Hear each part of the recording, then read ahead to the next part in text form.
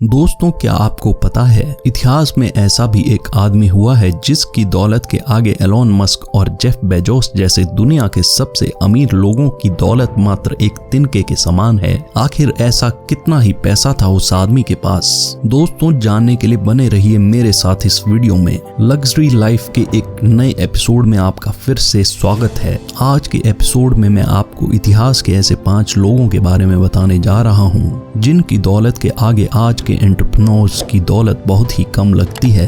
दोस्तों, John D Rockefeller 20वीं सदी में अमेरिका के तेल व्यापार का सबसे बड़ा नाम था। ब्लैक गोल्ड के नाम से मशहूर कच्चे तेल की वजह से आजकल तो मिडिल ईस्ट की चांदी हुई पड़ी है, लेकिन एक समय ऐसा भी था जब मिडिल ईस्ट के लोगों को कच्चे तेल के इस धंधे का अंदाजा भी नहीं था। उसी समय की बात है। जॉन डी रॉकफेलर अमेरिका के लगभग 90% तेल उद्योग का मालिक था। जॉन ने स्टैंडर्ड ऑयल कंपनी की स्थापना की थी और अगर हम उस समय की बात करें तो जॉन के पास उस समय 341 बिलियन US की धन संपत्ति थी। जॉन का जन्म 1839 में हुआ था और 1937 में इन्होंने अपने शरीर को त्याग दिया था। आप लोगों से मैं एक सवाल पूछना चाहूंगा, आपके हिसाब से अमीर एंटरप्रेन्योर्स को अपनी संपत्ति का कितना हिस्सा दान कर देना चाहिए? इतिहास में एक ऐसा भी अरबपति हुआ है जिसने अपनी संपत्ति का 90% हिस्सा दान में ही दे दिया था। एंड्रू कार्नेगी का जन्म 1835 में हुआ था और इनकी मृत्यु 1919 में हो गई थी। पहले ये भाई साहब भी कच्चे तेल का व्यापार करते थे,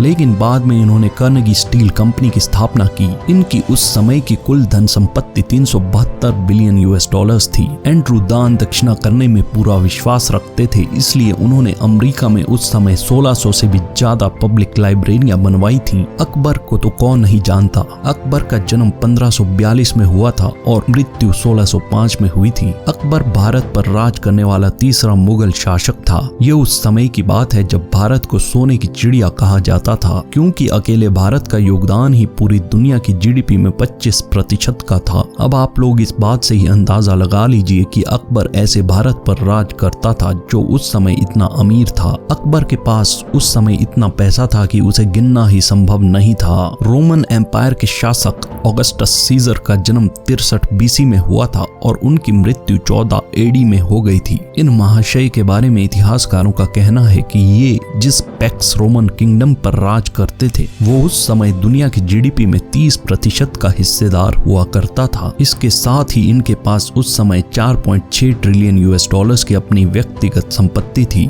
इतने में तो आज के जमाने में कई देश मुंह मांगे दामों पर ही खरीद लिए जाएंगे। जिस शख्स को जानने का आपको बेसब्री से इंतजार था उसका नाम मनसा मूसा है। इन जनाब का जन्म 1280 में हुआ था और इनकी मृत्यु 1337 में हो गई थी। मनसा मूसा को आज तक का दुनिया का सबसे अमीर इंसान माना जाता है, क्योंकि इस बंदे के पास इतना पैसा था कि वो गिना ही नहीं जा सकता था। मनसा मूसा अफ्रीका के माली एम्पायर का शासक था और उस समय इसका साम्राज्य टिम्बक्टू से नाइजर तक फैला हुआ था। अब आप लोग सोच रहे होंगे कि आखिर इस आदमी के पास ऐसा क्या था जो ये अब तक का दुनिया का सबसे अमीर आदमी है। तो आपको मैं बता दूं, मनसा मूसा उस समय बम्बुक गोल्ड माइंस का मालिक था और ये बम्बुक गोल्ड माइंस उस दौर में दुनिया के 50% सोने की सप्लाई किया करती थी। आप इस आदमी की अमीरी का अंदाजा इसी बात से लगा लीजिए कि जब ये मक्का के लिए जा रहा था तो अपने साथ 60,000 लोगों का काफिला लेकर चला था और उस काफिले के हर एक व्यक्ति के पास इसने 2 किलो सोना उठाने के लिए दिया हुआ था। इसके साथ ही उस काफिले में दर्जनों ऊंट थे और प्रत्येक ऊंट पर 125 किलो सोना लादा हुआ था। इसलिए मनसा मूसा के पास बेहिसाब धन दौलत थी जिसका अंदाजा आज तक कोई नहीं लगा पाया।